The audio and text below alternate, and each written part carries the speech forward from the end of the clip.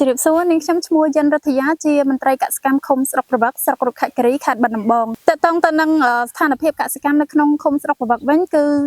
អំណោយផលទៅលើផលិតកម្មស្រូវកសិករភាគច្រើនគឺគាត់ចាប់យករបរផលិតស្រូវហើយកសិករមួយផ្នែកទៀតគឺគាត់ចាប់យករបរធ្វើចម្ការហើយនៅក្នុងឃុំស្រុកប្រវត្តិនេះដែរតើតើទៅនឹងការធ្វើស្រែវិញគឺកសិករភាគច្រើនគាត់និយមធ្វើដូចជាប្រភេទពូជស្រូវ OM ស្រូវនាងអំស្រូវផ្ការំដួលស្រូវសូម៉ាលីស្រូវសាន់កាអូបជាដើមតើតើទៅនឹងការធ្វើចម្ការវិញគឺមានសក្តានុពលទៅលើដំណាំស្វាយចន្ទីដំណាំដំឡូងមីដំណាំកៅស៊ូដំណាំមៀន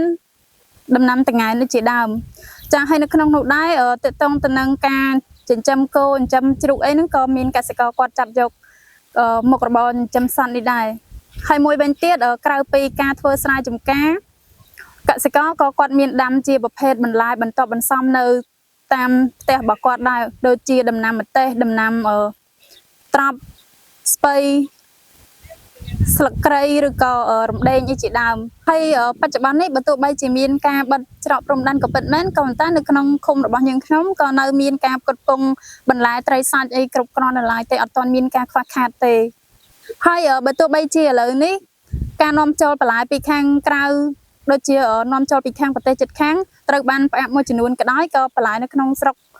នៅក្នុងឃុំរបស់នាងខ្ញុំគឺនៅមានគ្រប់គ្រាន់នៅឡើយមានការផ្គត់ផ្គង់ច្រើនពីប្រជាជននៅក្នុងភូមិហើយឥឡូវនេះការផ្គត់ផ្គង់បន្លែនៅលើទីផ្សារក៏កសិករគាត់លក់ក្នុងតម្លៃសមរម្យមួយដែលអតិថិជនគាត់អាចទទួលយកបាន